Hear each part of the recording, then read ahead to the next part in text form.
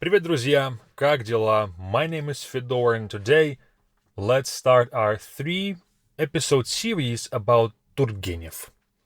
Turgenev, I'm thinking, we should probably have done this with all of our writers, but it's never too late. Turgenev. Turgenev is one of the main writers of the Russian classical era of literature, and this name Turgenev, I don't think is almost ever heard on the international scale. We do hear Pushkin, we do hear Tolstoy, we definitely hear Dostoevsky, but almost never Turgenev. And Turgenev is also a very influential person. His literature was also just as deep as the literature of Tolstoy and Dostoevsky, also very deeply psychological. A lot of Russian literature, classical literature, the reason why I love it, and I've only discovered, I've known about this literature for a number of years because I was just in the Russian school. We had to learn this, but for myself, ever since I've kind of graduated school and forgot about literature altogether, now I've gotten back to it in the past 2 years. And now I'm reading Turgenev. It's my main author that I'm reading every day now. I've read a whole bunch of Pushkin, almost the entirety of Pushkin's prose and main literature. Of course, I didn't read every single poem of Pushkin. I can do that until the end of my life. But Turgenev is the main person for me for now. And I've read one piece of his. I'm reading the second piece, and I'm going to continue on his list of pieces. But for now, I wanted to introduce him to you guys and talk about him in 3-episode series. First, of course, all in Russian, we're gonna go through his biography, what he did, who he is, just the main biography of his. Then we're gonna take a story of Turgenev and see what he did, like one specific story that will be very telling of his character. And the third episode is going to be my review of one of his pieces. Okay? So, Turgenev, for today, just his biography. Today, and we're going to increase the difficulty, we're going to be the easy Russian. Easy Russian, yeah, easy-ish. And then we're going to go harder and harder and harder. And my review of his would be my natural speech. Okay? So, first, biography of Turgenev. Here we go. Иван Тургенев родился в 1818 году в дворянской семье в имении Спасское-Лутовиново. Его детство прошло среди полей, лесов и большого усадебного дома. Мать Тургенева была очень строгой женщиной и часто жестоко обращалась с крепостными. Маленький Иван видел это и переживал. Из-за этого он рано понял, что несправедливость и насилие — это плохо. Позже это станет важной темой в его книгах. Тургенев получил хорошее образование. Он учился в университетах в Москве и Петербурге, а потом поехал в Берлин, где изучал философию и европейскую культуру. Это сделало его человеком открытого взгляда, интересующимся новыми идеями и развитием общества. Первые большие успехи Тургенева связаны с книгой «Записки охотника». Это сборник рассказов о жизни крестьян.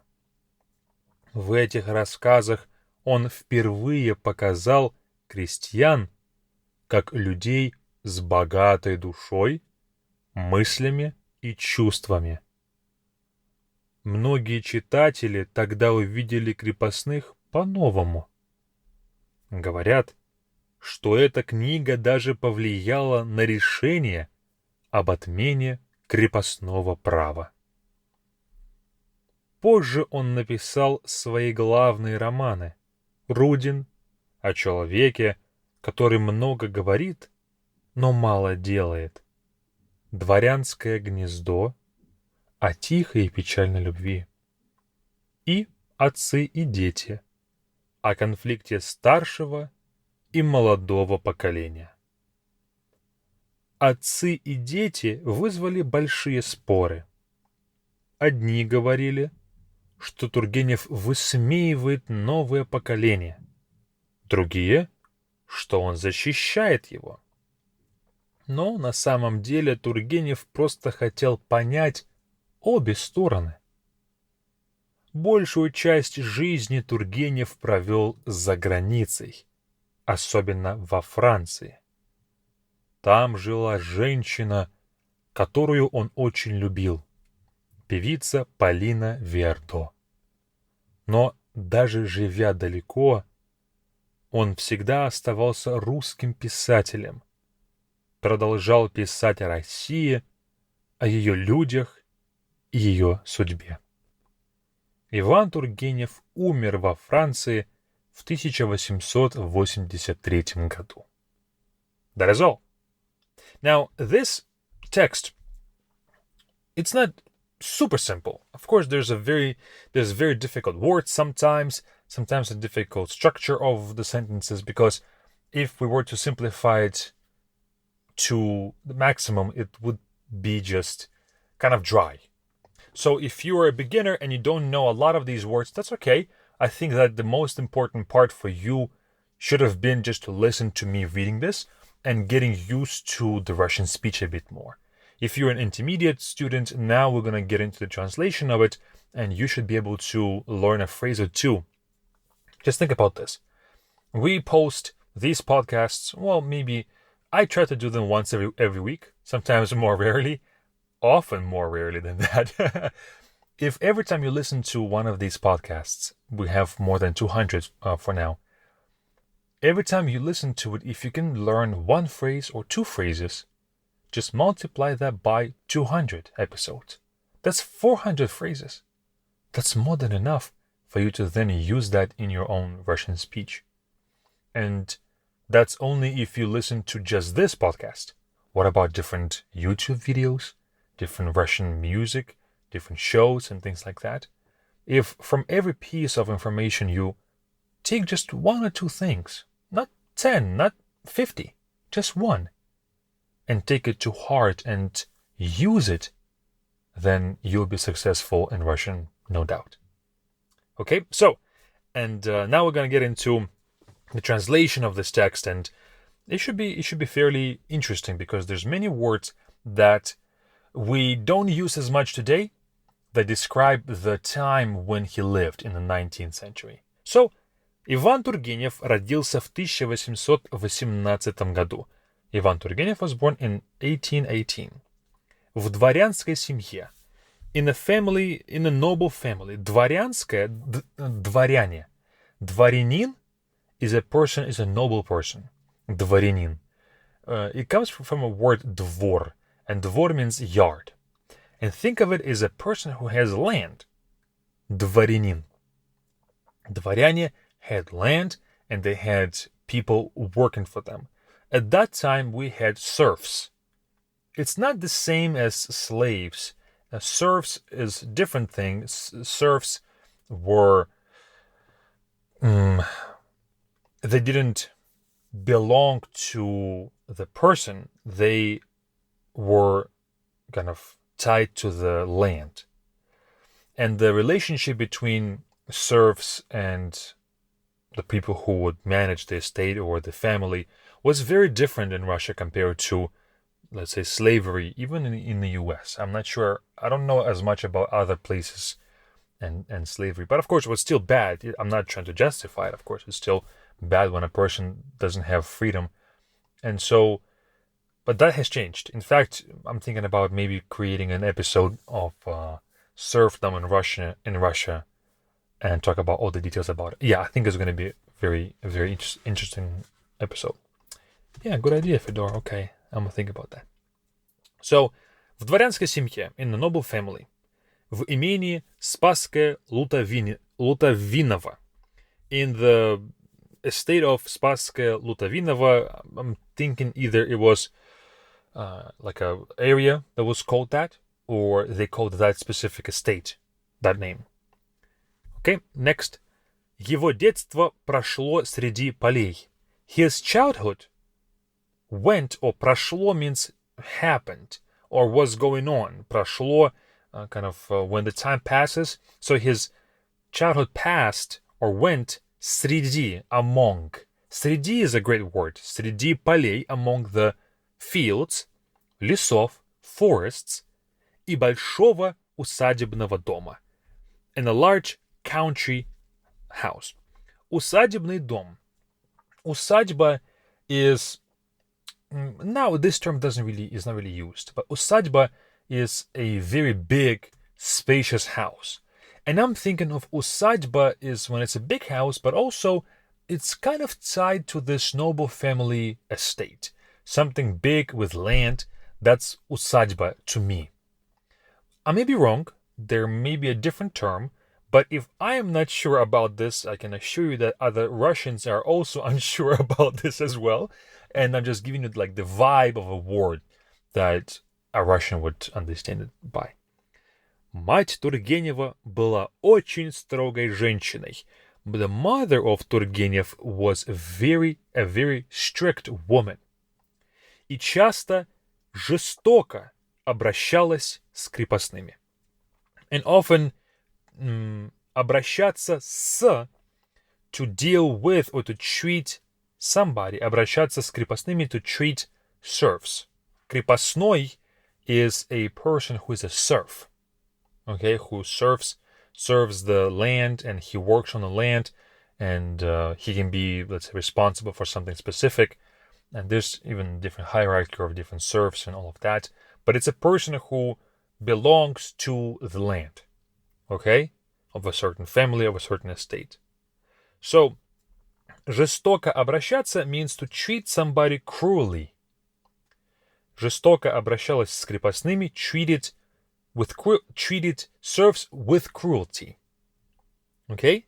Маленький Иван видел это и переживал.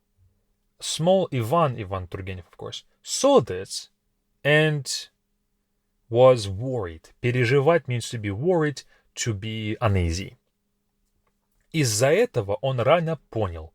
Because of this, из-за этого он рано понял, he understood this early, что несправедливость и насилие – это плохо. That injustice and abuse, physical abuse, насилие is a physical abuse, is bad. And by the way, I don't think I mentioned this, you have this text in the description to the podcast. You can read it too. And maybe the reading part will be easier for your understanding. Позже это станет важной темой. Later, this will become an important topic. Это станет. This will become важной темой, an important topic, в его книгах, in his books. Тургенев получил хорошее образование. Turgenev received a good education.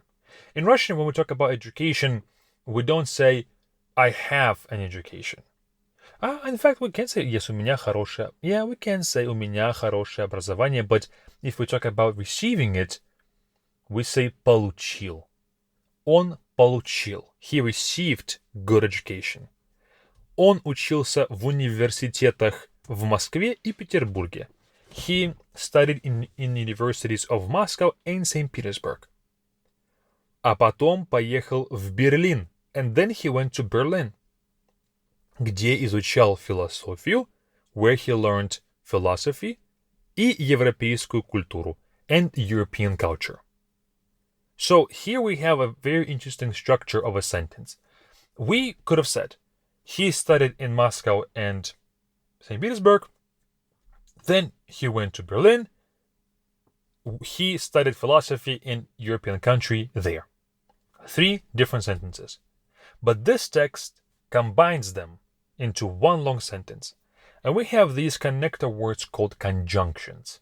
that connect different parts of a sentence into one string of meaning.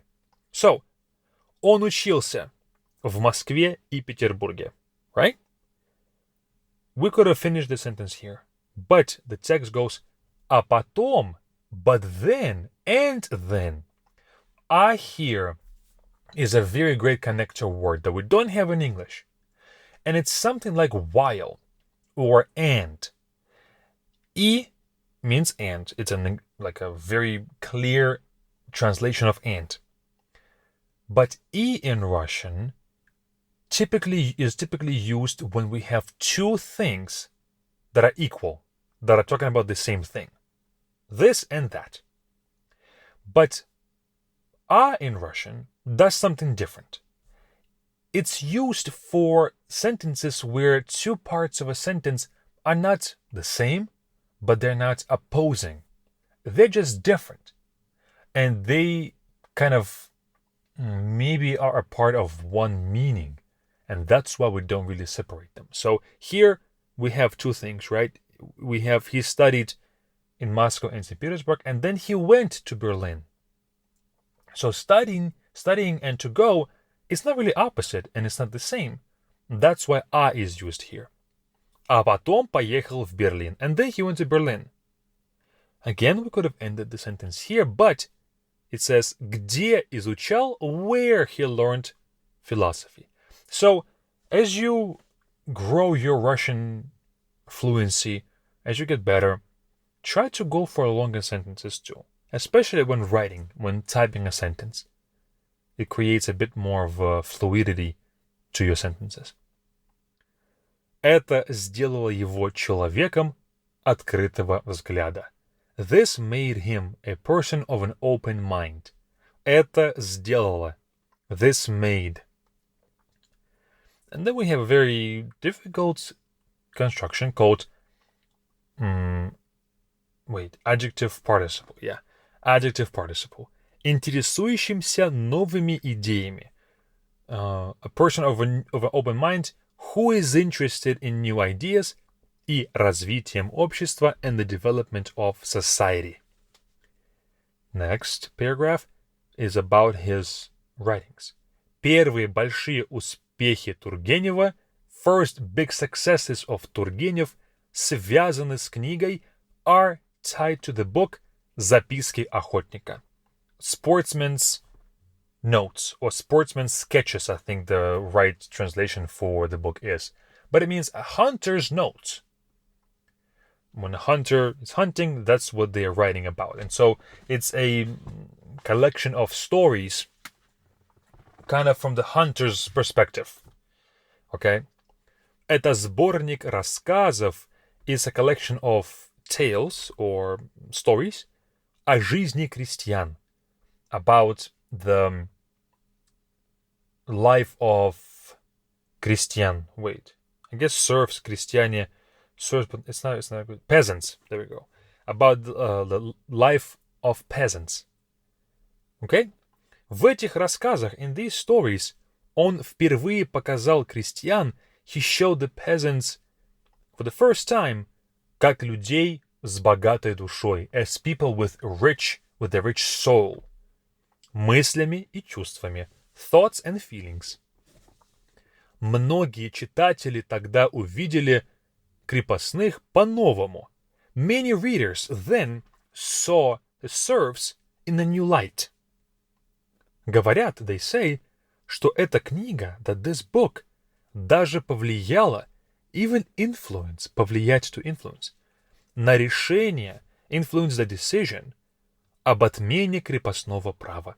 About the demolishing of крепостное право, serf rights, or serfdom rights.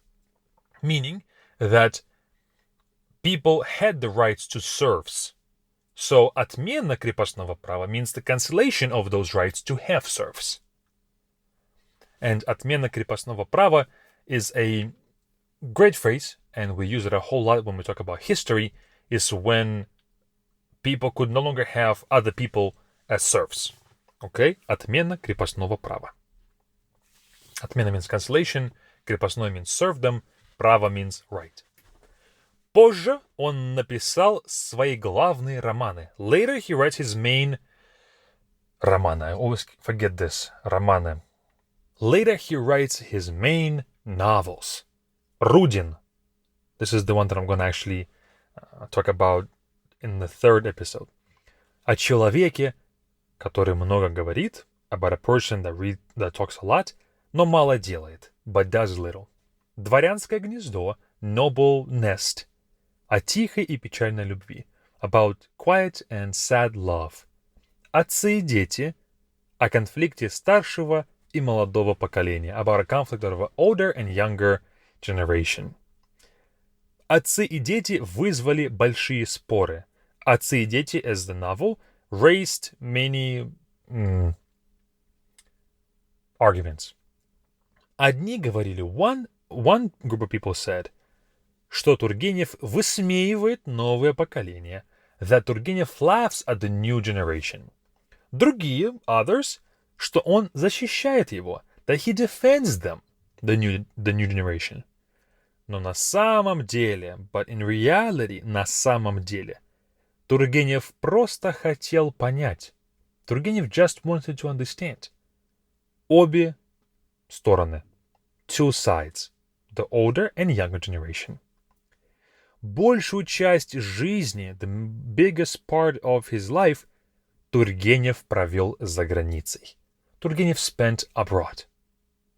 За границей means abroad, literally behind the border or beyond the border. So, abroad. Особенно во Франции. Mainly in France. Там жила женщина. There lived a woman, которую он очень любил. That he loved a lot. Певица Полина Вердо. The singer Полина Вердо. But, даже живя далеко, even living far away, он всегда оставался русским писателем. He always remained a Russian writer. Продолжал писать о России, continued to write about Russia, о ее людях, about its people, и ее судьбе, and its fate.